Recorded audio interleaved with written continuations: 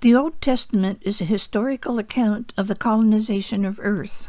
The story of Genesis is following the half of the house of David that were not allowed in the garden.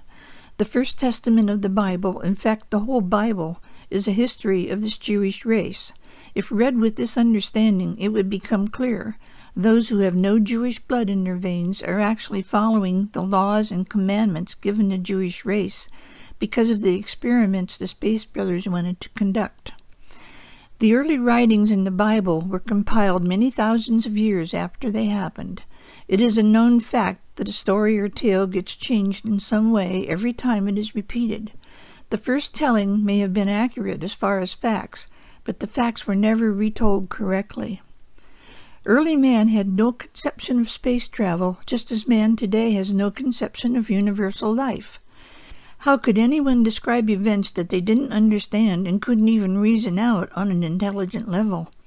The best that could be said about the writers of the Old Testament is that they tried. They did preserve history for us, but it should not be taken literally. Actually, the early books of the Bible were all set down by one man. He attributed what he was writing to others, but in reality he wrote them all. No one knows him. His name was Joachim. He was under divine impression to do this task and made them fit the mentality of the uneducated man of that period. Also, he did find scrolls depicting the visits of spacemen to Earth and interpreted them as best he could. He was not a psychic or a communicator. He was able to receive thought impression, but only in a limited way. Ezekiel's wheel and Jacob's ladder are examples of some of the visits by spacemen that were left in the Bible. Most were deleted. Ezekiel was seeing a spaceship. They were landing, and he was frightened, not ever having seen one before. Jacob's ladder was the way into a spaceship. The ships used during the biblical days were not as advanced as now. They had the same outward design and appearance, but were powered by solar energy cells. These are not yet perfected on Earth to the stage where they were then, and even then they malfunctioned many times, so these expeditions were dangerous. The astronauts on these journeys were chosen very carefully and given much training, as even today ours are. The scrolls he found were in a basement of a castle in Rome and had been damaged by water some time earlier. These same scrolls are even today buried in the bottom of a box in the papal palace in Rome. They are rolled up and banded together with an outer covering of a map rolled around them to disguise them. After Joachim set down on paper the first 4 books of the Bible, no more was recorded for 300 years. Joachim had done his writing in the year 2000 BC. In 1700 BC, the next 2 chapters were written by a man named James, who wrote them as tales that had been told him. The rest of the Old Testament was recorded as it happened, and therefore was more accurate, but still at a level for less evolved humanity. Some of the passages in the Bible are a generalization. These passages were written hundreds of years after the events happened, and were being looked back on from an overview. They were then sent through a channel on the earth plane who tried to make the stories understandable to the unevolved man at that particular time in history. He then had to write them down in a language which is no longer in existence. That language was translated and then translated again and then translated again. It is not accurate. It was a scientific report or analysis of the data of the spacemen's ongoing experiments that was sent through Joachim. This scientific report was then recorded in a fairy tale mode that has caused much misunderstanding of what actually took place. He was in Greece and used an ink made from the berries of the juniper bushes. These bushes also were the ones in the story of Moses and the burning bush, and in his demonstrations showing complete control over this force of nature. These berries at that time contained an ingredient that was what we today would call an indelible. Joachim actually wrote with the berry, and as it dried, the writing disappeared. He then had to wet the parchment and apply ground spices to it so that it dried the writing into being legible. The Space Brothers advised him how to do this and gave him free rein in interpreting the stories as he saw fit to bring them to a level that humanity could understand. The Old Testament is made up of tales like those told around a campfire or an old coal stove when a group of men get to talking. Humans have and have always had a tendency to exaggerate their stories to make them interesting. This happened to many stories that were true pictures of the times, only they were fancied up. The First Testament was given accurately to the receivers, who at that stage of evolution simply were not advanced enough to understand what they were told. This was not taken into consideration by the Space Brothers, and the teachings were brought down to the stage of fantasy to help these unevolved humans to understand. They're like fairy tales, but do have a basis of truth to all of them. In the years between the last book of the Old Testament and the first book of the New Testament, there is a long time period left blank as far as history goes.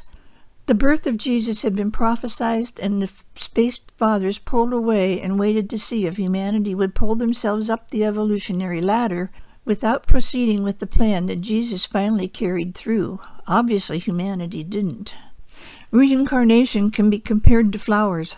Those that must be replanted each year are less highly evolved than the perennials that die in the fall, go back into the black hole, the ground, rejuvenate, and store in the seed that energy needed to bloom again the next spring. The process for humans is exactly the same.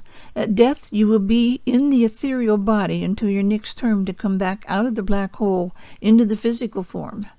It is very difficult to understand the collapsing and the expanding and exploding of these black holes, wherein lies this total secret of beingness. Reincarnation can be compared to farmers' crops. Seeds are planted, causing them to grow, but if they aren't properly cared for, they die. The weeds choke them out. The next springtime, the farmer plants again and knows what not to do this time. They grow better, but there are still lessons to be learned to improve the crop each spring. In winter, between incarnations, the farmer ponders over what went wrong the previous time he planted. He figures out a way to keep it from happening the next time so crops will grow better. If a crop, say for instance corn, is planted in the same field where it was diseased the previous year, then it will almost certainly get the same disease again. The same is true of humans. If they re-enter Earth in the same locality as before, the energy of their thoughts and attitudes are in the ground and will attract them to the same attitudes they had in previous lives. To help understand why reincarnation is the only logical way to structure the universe, I would like for you to pretend that you are the Creator. As the Creator God, you have this beautiful world down there, and you people it with your children. They need to have lesson after lesson to understand what it is that you want them to learn. Would you educate your child with 1 month in the first grade and call it education? That is the equivalent of what one life on the earth plane would be. As the Creator God above the little world, you can see that one lifetime has hardly scratched the surface of the experiences your children need to have. Now, are you going to create new children each time one dies? Are you going to say, too bad, little one, you really didn't learn all you needed to learn and all that I wanted you to learn? You blew it. Sorry, but that was your only chance. Yes, you realize now how you could have done it differently. You're much wiser now and would really like to try again. But sorry, I've just created a new spirit and it's his turn now. You'll just have to go to the heaven that I've set aside for you as a final resting place for dead spirits. You'll never get another chance, but don't feel bad. Nothing more will ever be demanded of you or asked of you. You have no more worries or responsibilities, so just go to your heaven and lay around. Is this what you would do if you were the Creator God? If you became attached to the spirits and really learned to love them, would you continually bring into creation new spirits and condemn the first to death? Even though you were learning yourself by watching them struggle, don't you think you would be inclined to let them try again? After all, they did promise to do better the next time, and they really do deserve another chance. That way you don't have to keep creating new ones all the time. Let's keep the original a little while longer and see what they can really accomplish if they have more chances. Wouldn't letting this growth take place give you greater satisfaction than just creating new spirits, letting them have only one chance to see what they could do, and then creating more?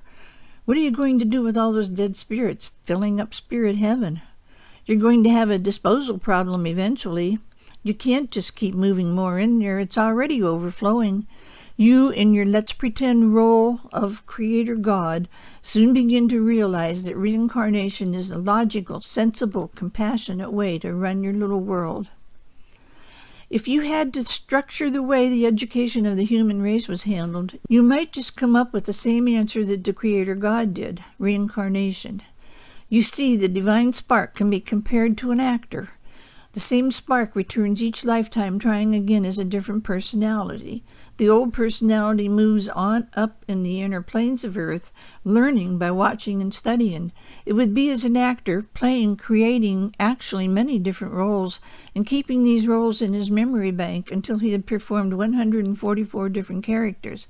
The experiences that each character went through as the actor played the role influences the actor's performance of the next role, and when playing the next role, the actor can draw on something he learned as he played the previous part. These previous roles wait in the wings backstage, watching, learning, and helping when they can, until the actor has performed 144 different roles. These roles, personalities, are not dead, but neither can they get in front of the footlights again. But a part of each of them, the best traits and experiences, are embodied in the actor, the divine spark. This actor, pumped full of all the experiences and wisdom and knowledge of 144 lifetimes, then gets married. He meets his opposite half, and they blend into one unisex soul. They are called divine sparks until they are blended, reunited with the twin. Then they are called souls, with 288 lifetimes of experience, so they are very wise. The spark joins the other half of the spark left in the inner planes, and as a whole spark, now called a soul, it does an accepting and rejecting of all its past lifetimes. It is almost like reviewing a group of plays wherein you were the star and deciding the best roles you played. You analyze everything, and perhaps one small line that was delivered quite eloquently from one play will be the only thing to go on the plus sheet for that play. This is enough for that play to stay on the roster of good plays. The souls then move on to become teachers of acting in the same school of the arts, but no longer care at this stage to be in front of the footlights again. They want to teach and train and help their younger brothers and sisters as they have their turn to perform on stage. Creation goes around in circles. Thus, reincarnation of all things, cells, souls, planets, solar systems, galaxies, and universes, is the only possible way for it all to happen. Recirculation continues forever and ever. It never ends. The divine spark can never be destroyed. It takes an intelligent, reasoning mind to follow the intricate thread woven throughout the pattern of life. Try to visualize a floor-to-ceiling woven hanging. Starting from the floor, we find a struggle in the mineral kingdom of crumbling rocks and wind-driven grains of sand. This bottom layer of the weaving won't have much variety of color in it, but will be beautiful in its own way, with subtle shades of grays and tans and brown and black, and varying degrees of the white of water woven throughout in a churning, shifting pattern. Water is the life-giving ingredient for the incubation period in all kingdoms.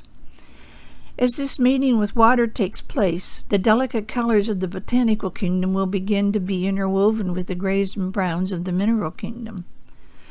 The blending in of delicate shades of green from the botanical kingdom will then be accompanied by all the colors of the rainbow as the flowers take form and bloom. Our tapestry takes on great beauty when the patterns and movements of the botanical kingdom are added to the patterns and movements of the mineral kingdom. There is constant movement and conflict wherever atoms are present. These atoms can be pictured as hyperactive because they are in constant motion. When once again the mating with water takes place, this time with the botanical kingdom, which has absorbed some of the mineral kingdom, conception takes place in a new form of this atom. This hyperactive molecule is found in the biological kingdom. A very slow start is made with a single-cell atom forming a single-cell amoeba, the simplest form of animal life. When this mating is accomplished, the tapestry weaving begins to settle into a more stable pattern. The wildly flowing lines of the mineral and botanical kingdoms settle down as they are absorbed into the biological form of the hyperactive atom. The tapestry now begins to change patterns over a much slower time span. As the one-cell amoeba developed into as great a number of species as did the botanical kingdom, The many varieties of biological life forms came about because of the variations of each previous kingdom being absorbed into the following kingdom and multiplying the beauty, talents, uses, and abilities of that following kingdom. The biological kingdom now composes a large area of our floor-to-ceiling tapestry. Then enters a shower of fire as the Creator God released his divine sparks, bringing about the true beginning of the human.